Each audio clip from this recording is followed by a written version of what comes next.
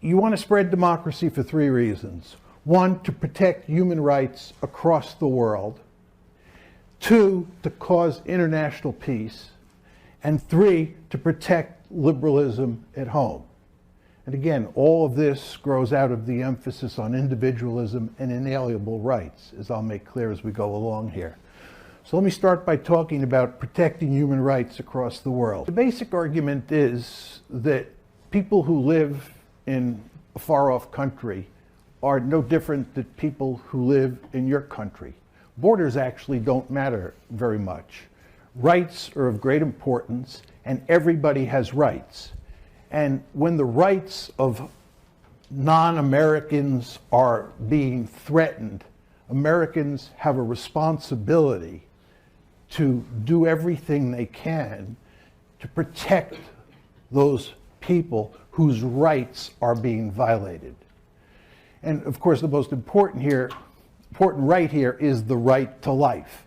If some foreign dictator is murdering large numbers of his or her people, the United States has a responsibility that grows out of this universalism to protect the rights of those individuals that are being violated. Now, this goes so far in the liberal discourse that you end up getting the argument that non-liberal governments are in a state of aggression with their own people. Just think about that statement. This is Michael Doyle, mainstream, prominent, liberal international relations theorist at Columbia University. He's basically saying non-liberal governments, no matter what they do, non-liberal governments are in a state of aggression with their own people. What happens here is that you go from a situation where you can use your military forces to intervene in different countries when there are gross violations of individual rights and fix the problem and then leave. You go from that more modest policy to one where you decide that the best way to protect rights is simply to turn another country into a liberal democracy.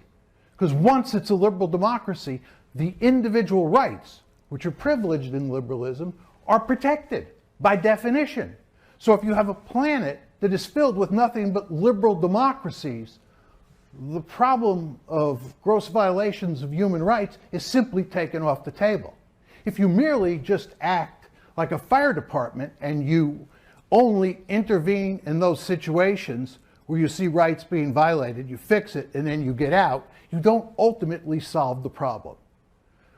So what this emphasis on protecting rights does, especially when it's taken in the form that Michael Doyle lays out, it leads to the belief that what you want to do is populate the planet with liberal democracies. Second reason to spread liberal democracy, it leads to international peace. Virtually everybody in this audience, I'm sure, knows all about democratic peace theory. Democratic peace theory is based on the basic liberal template involving rights and tolerance, right? It's the whole idea that people across the planet have a set of inalienable rights and that they tend to respect the rights of other individuals, right? And that leads to international peace, right? If you can spread democracy across the planet. In other words, if you create a world of all democracies, they're not going to fight against each other because people respect the rights of people in other countries and they're tolerant. The tolerance grows out of that emphasis on inalienable rights, as I talked about last time. Moreover, it solves the twin problems of nuclear proliferation and terrorism. Right? If you have peace, you don't need nuclear weapons. There's no need for nuclear weapons in a world where there's nothing but liberal democracies. And terrorism is certainly not going to be a problem, because in the liberal story, liberal states never engage in terrorism. It's always non-liberal states.